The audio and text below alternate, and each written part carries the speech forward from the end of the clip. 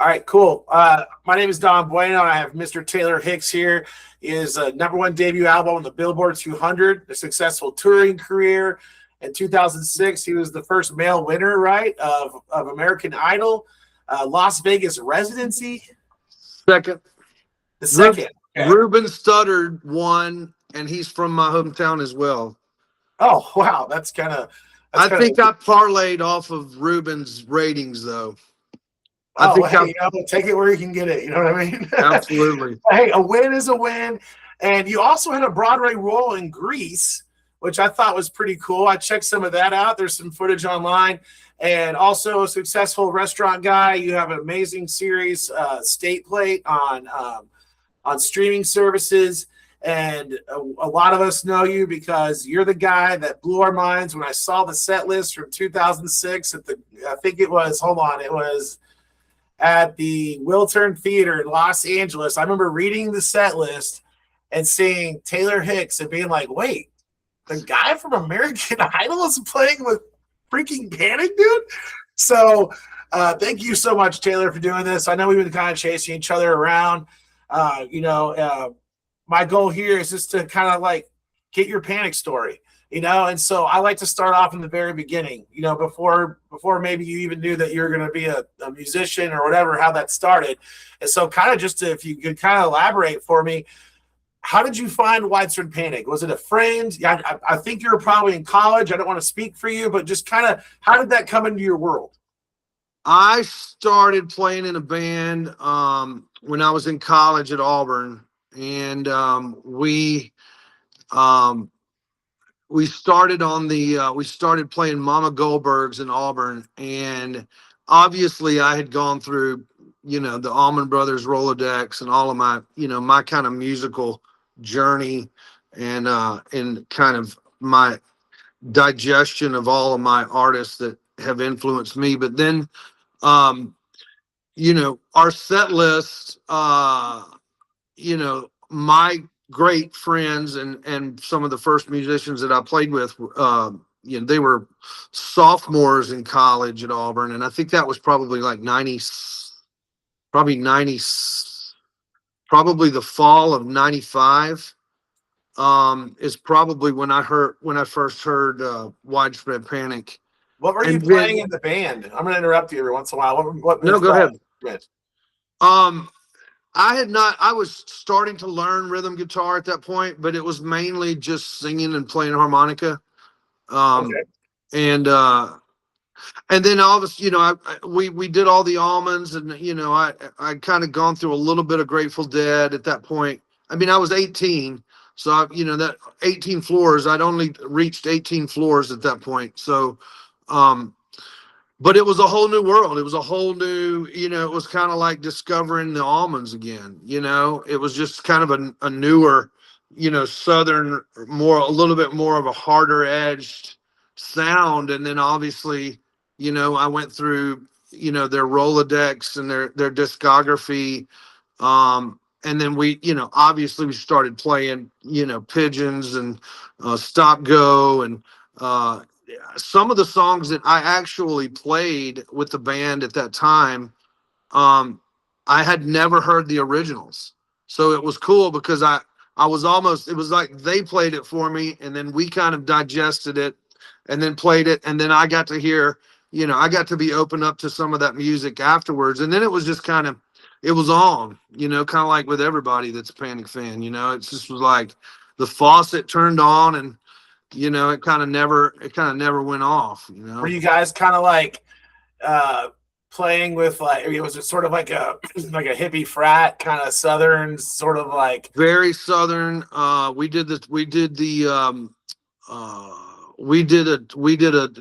all of the Proud Larrys and the library at Ole Miss, and we were hitting the circuit pretty hard in a van, and then trying to get home on Sundays and study. And that was like, it was kind of pulling teeth for me, because I kind of started figuring out that that's kind of what I wanted to do for a living. Because I mean, it was a calling as a kid, to sing and play, and luckily I started learning instruments, and then luckily, Panic came into my life around 18, and they've never left.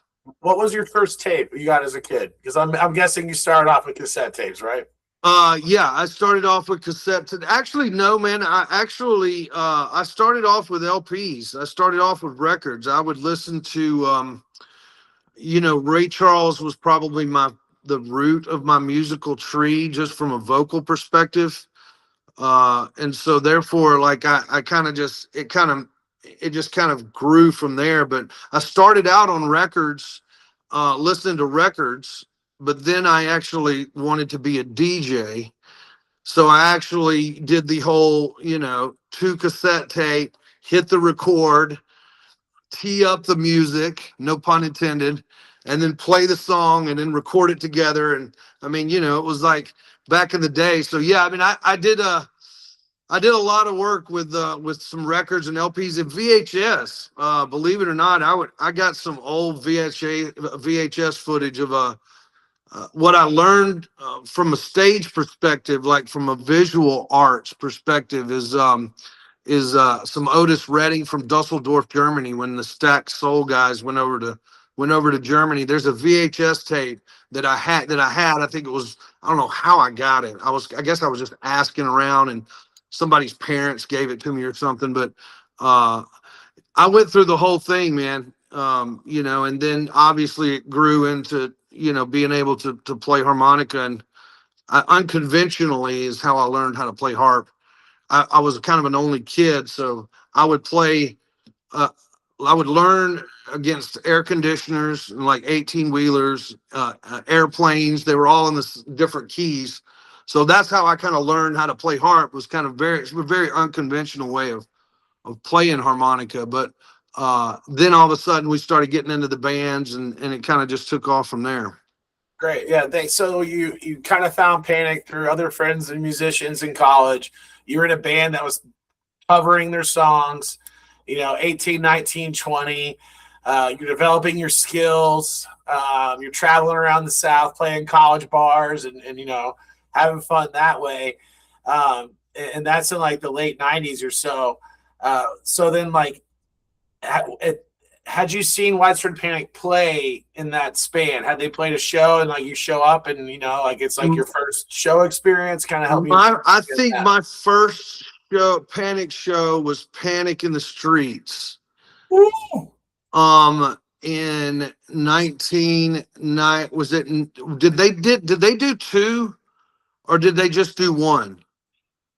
I know of the one big one, but it was the one big one.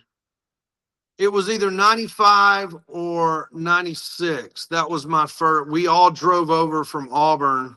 Yeah, I think I see it as 97, and it was it's when they did the album release.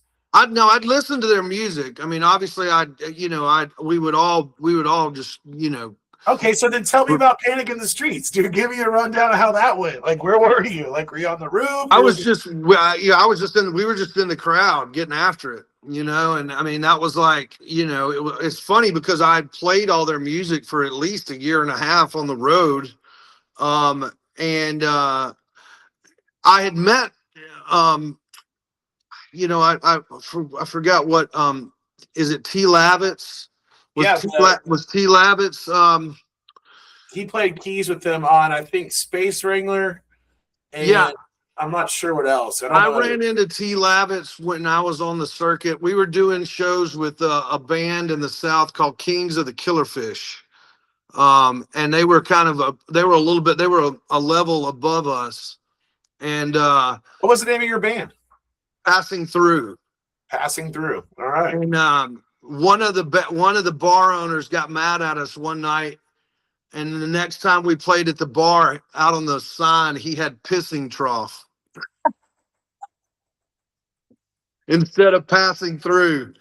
It wasn't a bad night because no one showed up. Yeah, probably. I mean, more than not, he was probably mad because he had to give us our guarantee and we didn't deserve it. So we always laugh about that. We're like, man, you want to get Pissing Trough back together again? It could be like punk covers of your original songs. Right.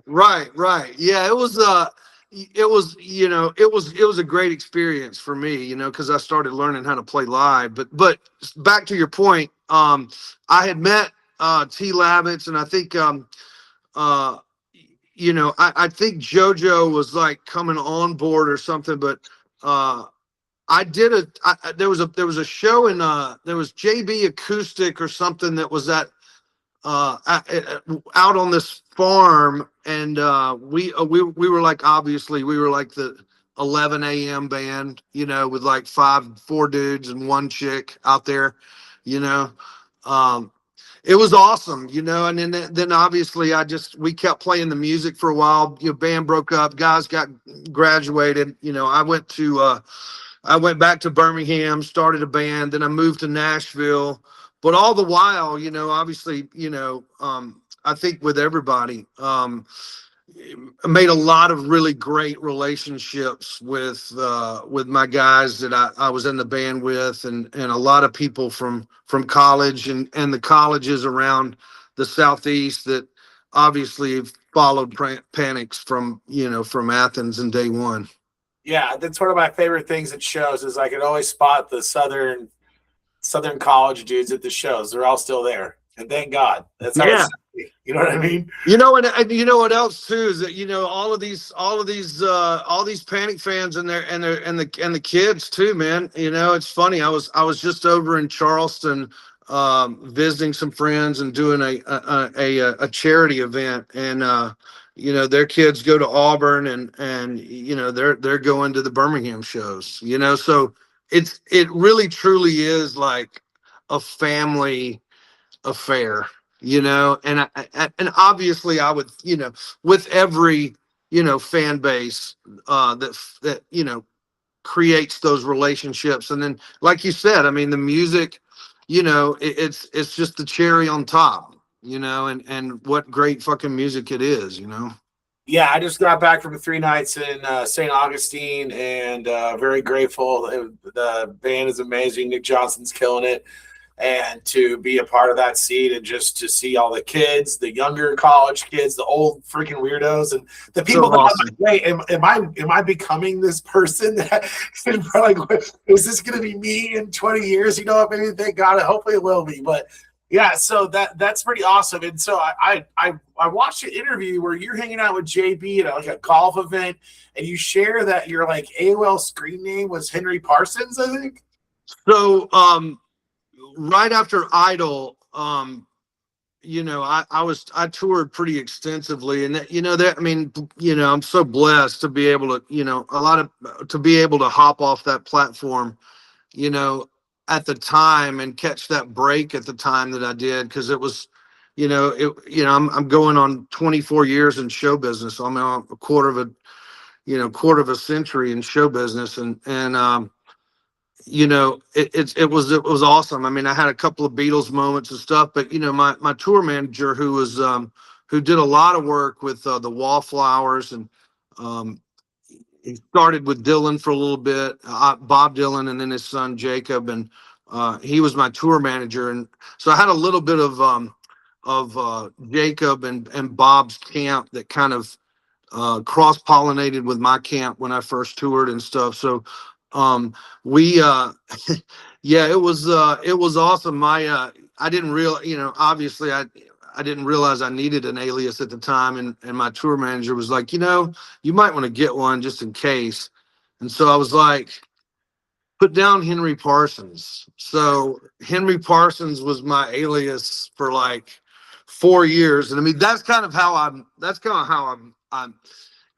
obviously that broke the ice when I met the band for the first time. And that's exactly what I wanted to say forever. I just never got to meet the guys. And then I was like, dudes, I was like, I was Henry, my alias is Henry Parsons. And they all cracked up because they couldn't, it's like you do these, you tour, and you don't see people, you don't meet people, but that's the thing, Panic doesn't realize, how influential they are, or even bands, every band that's got a big fan base, I mean, their influence runs so deep. I think sometimes people, we don't know it, and then that's just one of those examples where, I was such a big fan. I was like, man, Henry Parsons is, because it sounds British, almost, right? Yeah, It sounds like it does. I'm from Cotswold or some shit, like, I mean, and so I was like, surely from Taylor Hicks, the Alabama redneck, from like Henry Parsons is this like, Yeah, so you're going that was from jelly to marmalade, huh? right, exactly. So yeah, man, that was my icebreaker. That's With cool. So then, so obviously you had success on American Idol. That takes like what they say, right? It all like show business is hard work with a touch of luck, right? But obviously you had the talent. Maybe the luck was getting the on the spot. There's probably been a million interviews about that. So my question though is, so you come out on top of American Idol. The show at the Wiltern was like 6/29/06. Was that like just shortly after you kind of had that win, or was it before? I'm just trying to get the timing of when you got invited. So I won. I won. Wow. So Here, I can look it up. I won May 17th, 06. Okay. So I guess I was in LA doing work or doing something. And then all of my buddies, I had a couple of really good friends that live out in LA, in California, and lived down the coast there. And they were like, hey dude, if you've got some time off, let's go hit a Panic show. And I was like, hell yeah. So I guess let me back it up real quick. So then you won May 17th. The first show that you played with them was not even a month and a half later. How does it, so obviously the guys in the band probably somehow got news that you won. They don't know that you probably played on the same stage with JB back in the day, right? There's a million musicians. So how does it work out to where, like, hey guys, like, what do you think about it? Like, hey, I was, let's go. What was, I really don't know I honestly don't know how I got on stage with them at the Wiltern. I think it was just like, I think JoJo made the call. Like I had harmonica, like around that time I was carrying harmonicas everywhere, like I would carry, an F or an F or a D, I would have it in my pocket because I would get called up to play and stuff, just coming off the show. So I had a D in my pocket, and no, actually I had a C because I think they play Fishwater in G if I'm not mistaken. But anyway, I just it was kind of crazy. I just kind of slipped back in and then high five some people, and then JoJo, like, I don't know. I mean, it was just kind of this kind of really super organic. They didn't know. I don't think that they knew that I was gonna sit in with them. So your friends ask you to go to the show. Let's go see some Panic. They're playing in your town. Somehow JoJo, or maybe did you like a tour manager that you had connected? Yeah, there was like a cell phone message. Hey man, you might be going on stage tonight. Like, come backstage. Like, I need some details. This is the point of the call, so let's figure this out. Well, I still haven't figured it out. So I don't know if JB actually knew that I was going on stage with. I'd like to get JB's input.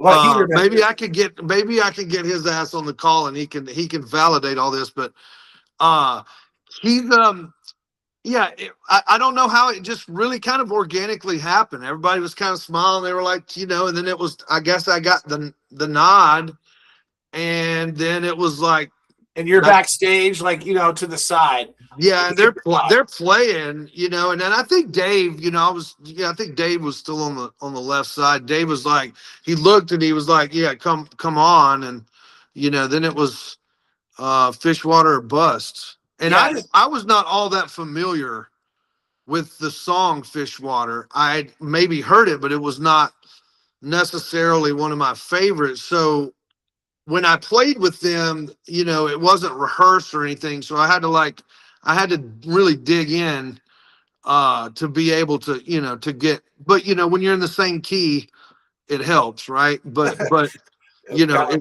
it was getting through all of that and figuring it out. And it was, I swam my what did somebody say? They said, you swam with your first swim was with fish water with Panic, which was cool. That was a really great moment. It was very, I was such an honor to be able to have all of that, history with those guys and listening to them and playing their music night in and night out, and being able to be asked, to be able to play a song with them was super cool. And at that time, I think it was John Keane helping out in guitar. Yeah, and John Keane was, and was George McConnell playing that show with them too? I don't know. I don't remember everything. In 06, I was not there, but I'm just in the notes. I don't see. I would be curious who the guitar player was. It might have been. Was it Hauser? No, not at that point. Okay. No, not at that point. Yeah, it could have been McConnell. Yeah. It was funny because it was just such a blur, because then after I got done, I said hello to the guys, and then, I was off and running, with my buddies, because I wanted to listen, I wanted to listen in the front of the house. I wanted to hear it. But John Keane was on guitar. He might have played pedal steel, but John used when we would play over at the 40. Was it 40 watt? It was some little small club over in Athens that we played, and then and John came to see us play, and there was some rumblings with my band at the time in like 96, early 97, where we were close to getting signed to Capricorn at the time, and we were close. It just never materialized. But I met John, before Idol and all that, and we were going to maybe do a couple songs with him. So there was some inroads there. Yeah, so to kind of go back to that moment, you're on stage, you get the nod to come on, you're playing Fishwater, you're in the key of D. I listened to the song a few days ago. I think you did a great job. I had no clue you didn't rehearse that, and that kind of, I think, gives a unique insight to how open and kind of just maybe batshit crazy that band is, just inviting people on stage like that from the side. Like, it's funny. I don't think that they just. I think I might have been the last like impromptu sit in without a rehearsal from that band. I don't know. You're probably a little bit better historian than I am about it, but it was very, very, very impromptu. And then, obviously after that, I became, pretty good friends with the band and the camp. And I was in Cleveland doing some gig, and then they were there as well. And they asked me to come sit in. And what was interesting is that that was my second time to sit in with them. I actually went and sat in with them during my set break, which was like 15 to 7, like 15, 20 minutes. They were that close that I got in a car, kind of like what Derek did with Billy Strings, not too long ago. I think that he was at the Ryman or something, and he popped over with Billy just because it's so close. So the proximity was very helpful in my second time. But that, again, impromptu, not rehearsed. Like, right. Taylor's in town. What's he doing? Tell him to bring a harmonica. Well, what time is he playing? Well, his set break's here. So, it's one of those cool moments where you hop in a car and roll over to another show, and it's just, you're blessed that it's Panic. You get to jam with them. Yeah, and so kind of going back to the California show, and we'll get to Cleveland in a minute, or just shortly, but so that was the end of the show. It was Fishwater. You do the encore. Thank you very much. At the end of the Panic show, fans are, that's a solid set in our final encore.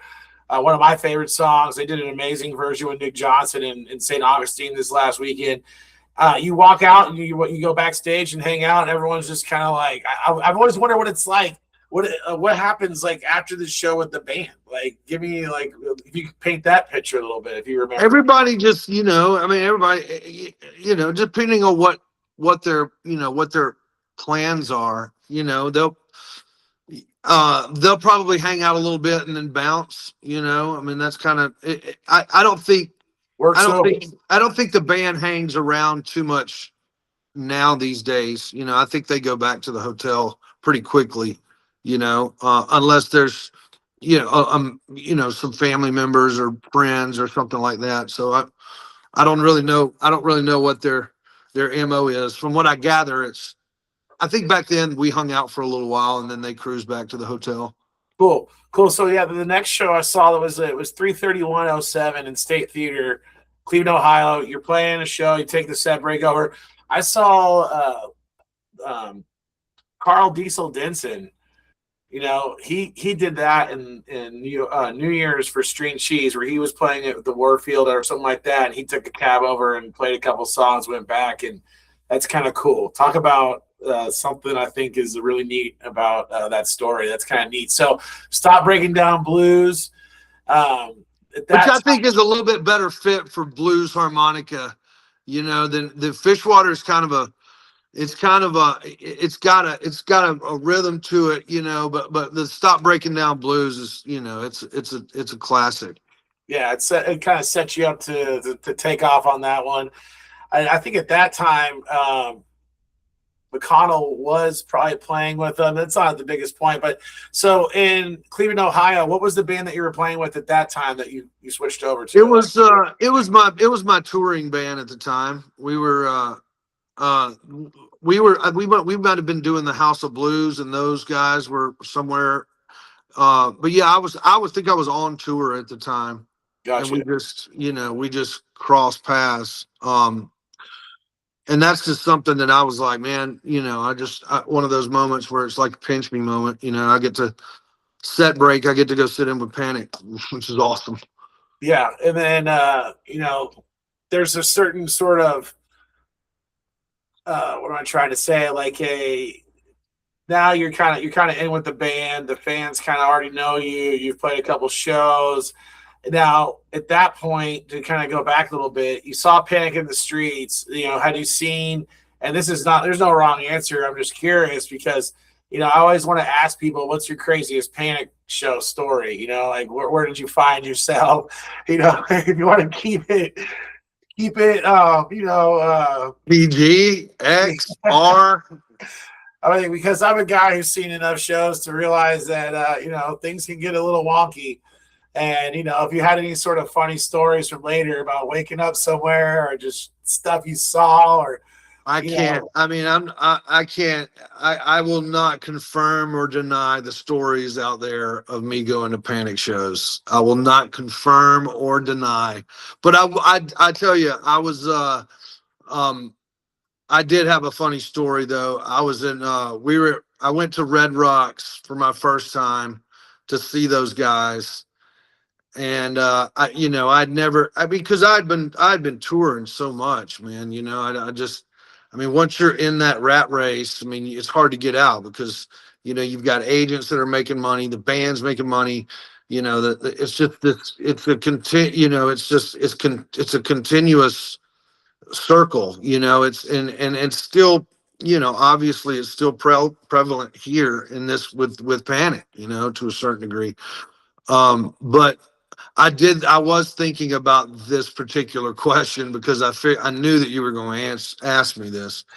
So my first show at Red Rocks with Panic, I mean, having a blast, obviously, Friday turns into Saturday. And what year? Do you have an idea what year this was? I don't even know, man. It was probably maybe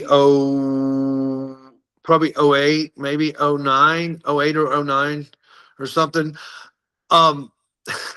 So were you getting noticed at the show? Were you getting fans like, yo, dude, this is Taylor Hicks, because you're sitting in the stands, right? Yeah, man. I mean, I dive in with Panic fans, man. I love them, I mean, I go all in, but I was funny because I had a laminate on, and I was pretty wasted, and I somehow wandered back to like where the area is where they had like the guest refreshments, Right. but it was right off to the side of the stage, because it's just so wonky. Red Rock's backstage is just wonky. um there was a keg, like an old school. There was a keg. It was like a couple of kegs of beer in a trash can, like old school. And I was thinking about that today. I was like, man, I was like, now it's like all like this, all bars, and they're all nice. And back then it was like, there's two kegs, if you want some beers, I mean, which is such a nice gesture anyway, right? To even offer that to your guests. I broke the fucking tap on the keg, and And handling it, it wasn't coming out, and you just man, I don't know what I saw was the way to pour a beer out of that tap. But anyway, I broke it off, and I'm just me. And there's this, the whole Red Rock scene's going on, and what am I gonna do? I mean, I just broke their keg, for their beer. And so everybody's like, I think I went, I literally was like trying to fix the keg for like 45 minutes. I mean, it was probably right. I mean, literally nobody walked in I mean, and it was like, there was this APB out on me. Cause I was like, where did Taylor go? Did he fall down? And I was actually, and they were like, he's in the guest area, and he's broken the tap to the keg. And I'm like, you're back there like, do you have any tape? Yeah. Do you have any masking tape? Like, I need some duct tape real bad. Like, I'm gonna get booted from all of this from here on out, because I don't know how many more taps there are backstage at Red Rocks in 2009. And they finally they went back there and they found me, and they were like, dude, what are you doing? And I was like, you've been gone for 30, 45 minutes. Yeah, I mean, yeah, well, I knew that, like, if I didn't fix it, then I might not get asked back, I mean, so I was like, either, you can sit here and listen to the music and try to fix this thing and maybe get asked back, or, you can just, haul ass and, not come back. So Yeah, I think the fact that I think that when they walked back there and realized like how much effort like I was trying to put into being able to have this keg work, there's some pretty funny stories. I mean, that's just one of many. But Gary and I, we got to know each other pretty good on right there towards the end of his run, and he and I, we hit it off big time. And I can say the same thing for JoJo too, but I didn't get to see the guys a lot because they were always playing and I was always partying and listening to music. But Gary and I we got pretty tight through some really good friends of mine, and he was such a kindred spirit, man. He was great.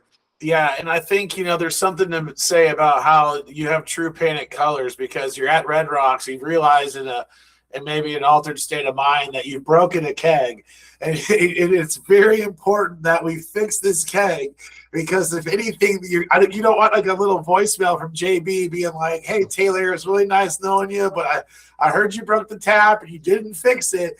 You had the whole show to fix it. We play long shows, and you took off, and I didn't have a cold one when I was. I was hell bent on trying to figure out how to fix the keg tap, because I knew that if I'd stepped away from the keg, then I think it would look like a bad move. So instead, I just committed to trying to fix the tap, and then somebody found me and said, "Hey, at least he's really trying to fix this thing. He might not be able to see the actual tap itself or the keg for that matter, but he's been over and at least he's trying. Yeah, I think if you've been around long enough and done some shows, we've all been in that state of mind where either one, I'm lost, something's broken, and until I find that and I get it right, then I can't really go back. It's right? amazing. It's amazing too, like, being around, going to shows and going to Panic shows and stuff. It's amazing. Like, I left my wallet and then somebody says I found it. I mean, the lost and the organic lost and found of Widespread Panic is like second to none. Well, I think there's a lot to say about that because a lot of us are lost and we find ourselves at Panic shows. Yeah, it's amazing. I mean, more times than not, I've been around where, phones have been lost, wallets, keys or whatever. And like somehow this like intergalactic, like, family thing happens and somebody calls somebody and somebody calls somebody. And it's like, dude, I found it. They're bringing it to the hotel. I kind of always saw it as like the way the universe takes payment for the amount of fun that I just had. I mean, there's going to be some balance, I can't find my car, can't find my hotel room, can't find my friends, but I had the best night ever. It doesn't matter. What I mean? But the common thread is that the music's always great and the people are always fun.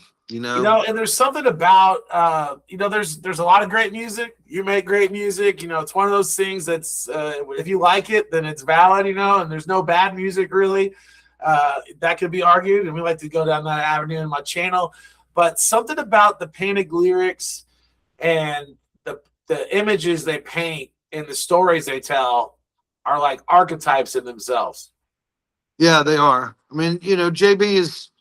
He kind of reminds. He's like he's a Southern poet. I mean, he's those guys. Man, they believe in their songwriting and they've stuck to their method of songwriting. It's great. It's JB is a great lyricist and I mean the whole band. It's a really great example of what a band and how a band should start and how a band should end, Yeah, and a certain way of proper behavior and a certain personality they bring to the stage. Even this weekend, when I was out watching 3 nights and not in any super states of mind at this age, and it's incredible how it's not very old. There's nothing like for almost 40 years or something playing, right? It's like it's still exciting and they're still they're still be able to put on a show that is very entertaining, right? And and then real quickly, obviously taking a pause for Jimmy and hopefully he's, recovering and getting better. Yeah. No, for sure. Yeah, I forgot to mention that earlier, and Jimmy is one of those guys that got up there and absolutely was a maverick or a virtuoso before, with was it Kudzu Kings? Did you play with them? Yeah, and then Aquarium Rescue Unit. That's right. And that's kind of where George kind of came in. And then I did some research and talked to some family members of Nick, and I didn't know that he was from that lineage too, that Colonel Bruce Hampton, that whole area. And so yeah, I think he was in Colonel's band at one time with Dwayne.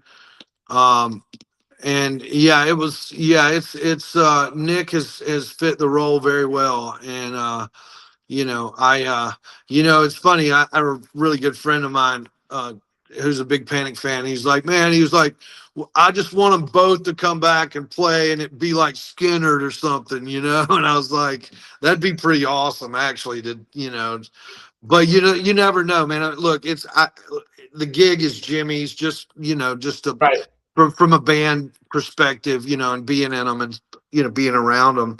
That's Jimmy's spot, and Nick, he can take this and parlay it into some other stuff for sure. I mean, I hope everybody plays. I hope they all play, right? But yeah.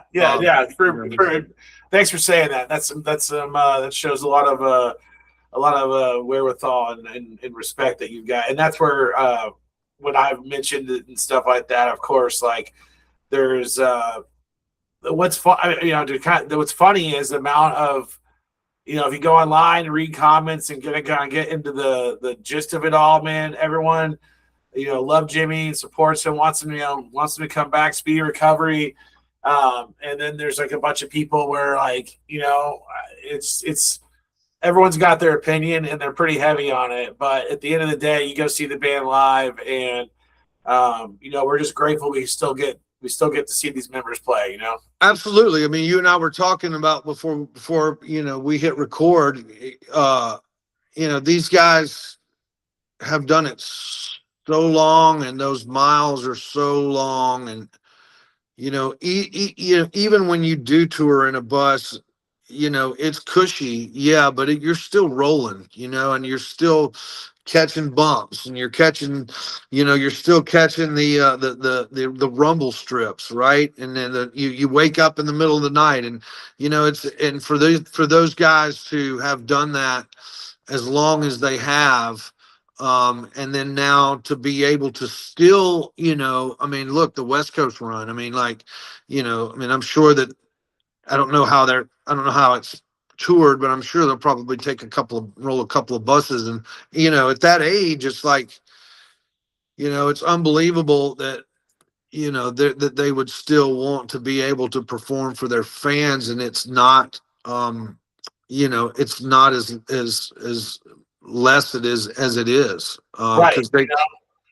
I think a lot about how a lot of people probably glorify and dream of like the touring musician lifestyle, but every time I talk to someone who's been on those like yourself, it can be like the Ouroboros, the snake that eats itself, and something that really kind of takes a toll. So I'm glad you brought that up, because I never even thought of it that way. I'm sitting there thinking these guys just love to go take a weekend in Florida, but that's kind of a lot more. Travel's hell. I mean, you have these buses. I mean, even though they're extremely nice and they're probably a little bit more efficient, I mean, it's still a bus, like it's still, has its problems, and it's you got to be careful with those things. I mean, I think Bert Kirshner's bus just burned up or exploded or something. Bert Kreischer, the comedian. Right. Yeah. I didn't keep up on all the news, but I wonder if he's gonna take his shirt off to get out of there. Sorry, was that bad humor? Maybe it burnt the shirt off his back, but yes. I mean, the fact that those guys still get to, still want to play. And I mean, look, they're all musicians, they all want to play, and still do it. And so, let me ask you this real quick. Do you have a current favorite Panic song, one that you'd want to play on stage with them? What could you tear up there, Taylor? I mean, Red Hot Mama would be, that's pretty, I mean, it would be interesting though. I would like to, add some color on Hatfield. Ooh, dude, I feel that. I've always, I mean, that's one of my favorite tunes, but having a little bit of a harmonica color would be interesting, to that song. But I would say Red Hot Mama would be, maybe I can rib the band, and then maybe they'll let me play in my hometown in Birmingham coming up in a couple weeks. Right, and I was talking earlier with you. They're playing there April 17th and 18th, and to kind of bring up a different topic and kind of change gears just a little bit. And thank you for all those stories and talking with me again. There's way more stories. The keg one's pretty good. I mean, look, I'll take whatever you got. My channel is That's awesome. it's not super family friendly. If you Yeah. see some of the videos that I Yeah, make on the I, side, I know. I'm familiar. some of the comedy is kind of Yeah. making fun of the Well, scene in itself and not taking ourselves too serious, and there's a lot of you, ways. you can't. It's all fun. It's all Yeah, fun. there's a lot of ways to panic, but one of the coolest things about when I go to see shows, for me as a guy who, we all work hard, we have never enough money, and we like to spend it on the things we love. And so going to see a panic show covers like all the bases. You get travel, new locations, sometimes friends, the most important thing, music, of course, awesome. And then on top of that, you get food. And like that's one of my favorite things to go and experience in different towns. And St. Augustine, I had some amazing food. I've been there 5 years, so I kind of know a little bit about it. But when I read about your Saws Juke Joint in Birmingham, and I think there was a previous restaurant, like the Soul Kitchen. Yeah, they were Saw's Barbecue. There's 5 locations in a food truck, and my really good buddy, Mike Wilson, who was kind of the genius behind all the barbecue and stuff. He was a huge Panic fan, and the band really loved Mike too. You know, there's been some Saws swag worn on a couple of Panic shows, which is really which is awesome, and obviously a nod to Saw. But yeah, I got into the restaurant game and I was like 29, and I just as an entertainer, you have to have a side hustle, right? Because nothing ever lasts. It's peaks and valleys. So I got in that, and then Saw and I decided to do a juke joint concept with like music and obviously Saw's barbecue, and it's just kind of become a legendary joint in Birmingham. Yeah, I see you've got some awards. You're regionally famous. And then it looks like I just want to help you plug on April 18th. You're putting on a Panic pre-party at Saws. And is that Yeah. you and your band playing? Tell me more about Well, that. it's actually a band of mine from college named Spoonful James. Really great blues, soul and blues, kind of funk trio led by Win Christian and Quinn Borland, Patrick Lunsford. Uh, they're badass, man. And the juke joint, obviously, we've got a lot of Panic love there. And we're gonna be jamming and playing before the Saturday night show. And do you have Uh, tickets to the show on Friday and it's Saturday? free. Oh, I do. I have tickets. I'm gonna go on Saturday. So I'm gonna get up bright and early. I live in Nashville. I'm gonna ride down, catch some lunch, and then put it in first gear. All right. So you said, just to make sure everyone catches that, the show at the Saws Juke Joint on April 18th, it's free. What time is it Yeah, start? yeah, it's free. It starts around 2:30, goes to like 5:30. Saul's Juke Joint is like it's really super close to it's just right over the hill from the venue, so it's like 5 minutes from the venue. So it's really not far out. In the juke joints, it's cool. It's a cool spot. Lots of good drinks. It's been pretty legendary little spot. And we're proud of our Saul's barbecue. I think a lot of folks like it. And if you've never had a sweet tea fried chicken sandwich with Alabama white barbecue sauce, you should come smash that before Panic. Sweet tea chicken sandwich, sir? What? So it's So sweet what tea. should I get there? I mean, is that So it? sweet tea. We brine our chicken in sweet tea and pickle juice, and we deep fry it, and we put Alabama white sauce over the top of it in between two buns. We've got a thing called pork and greens, which is kind of a legendary original dish from Saul's Soul Kitchen in Avondale, which is stone ground grits, greens, pulled pork, white and red barbecue sauce topped with onion rings. It's delicious. Yeah, that yeah. Yeah, I mean, you're in the dirty South. You get down in the deep South with some Panic and some food. We're gonna fry you. We're gonna fry you some shit for sure.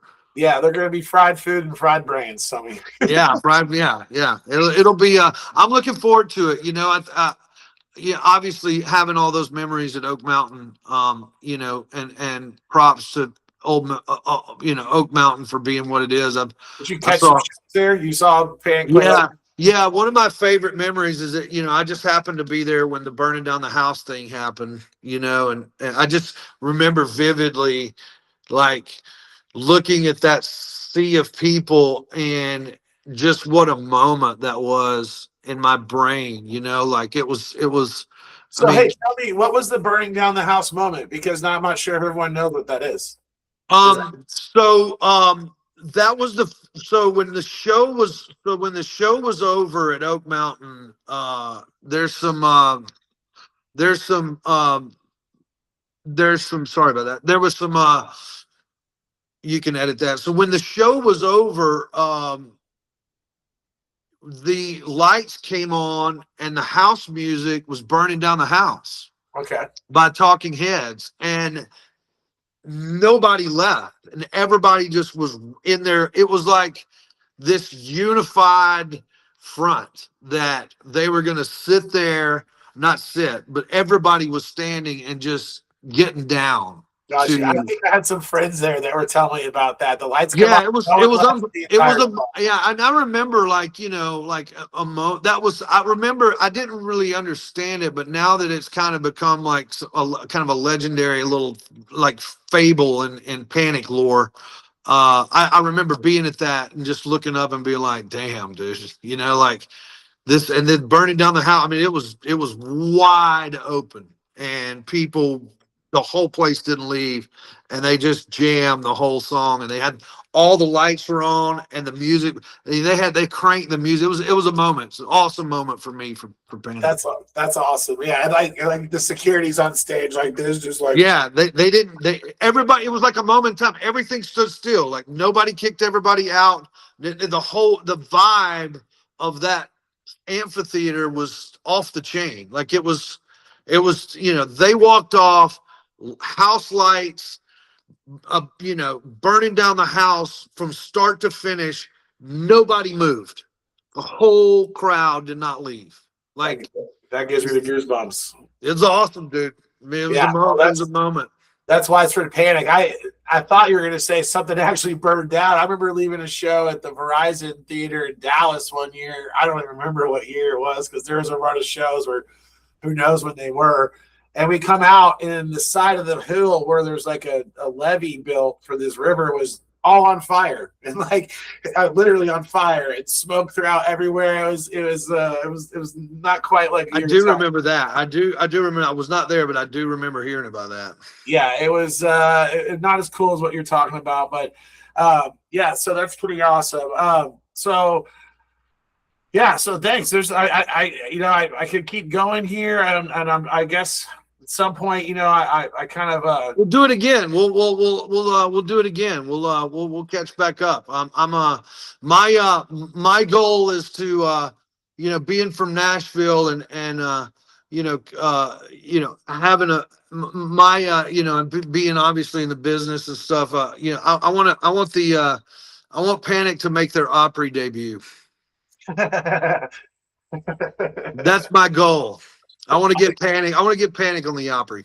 Panic on the Opry. Yeah, they have a song catalog that could probably Oh, kind of play to that. it would be epic. I've been able to do the Opry a few times, and those people are extremely nice. They're extremely cool. They're very traditional, but they're also they're super open to ideas. They have a lot of artists that grace their stage that come and go. They obviously have their members, and JoJo living in Franklin, and Buck being here and Hunter being here for so long. I think it might be time for Panic to grace the Opry stage. I'm gonna work on that. They did that Wood tour, which was like all acoustic, Yeah, and look, when you do the Opry, you just do 3 songs. oh, Like, okay, yeah. I don't know anything about the Opry, dude. I'll be yeah, the honest. Opry's awesome. So everybody kind of gets 3 songs, and they have like 4 artists that go on from like 7:30 to 8:30. They take a 15-minute intermission, and then 4 more artists go on from like 9:15 to 10. So it's like it's a really cool way that they do it. And I just, for some reason, I feel like every time that I go there or I perform there, I just think to myself how cool it would be to get Panic on an Opry debut. So that's my I'm leading the charge in that. All right. Well, I like that a lot. Now, let me ask you one more thing real quick. Do you have a favorite Panic lyric or a line from a song that resonates with you? That's kind of something that maybe you could share with us. Oh man, that's a tough one. Yeah, I put you on the spot there. We're gonna do that at least once.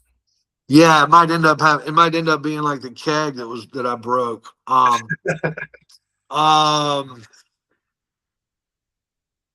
all kegs aren't really broken. You just broke the tap, so like it's still kegs. It's still kegged. It just maybe not all at once. I don't think they ever fixed that damn thing. You made me nostalgic about seeing a keg in a trash can with ice, man. I'm getting old. I don't know the last time I've seen one of those.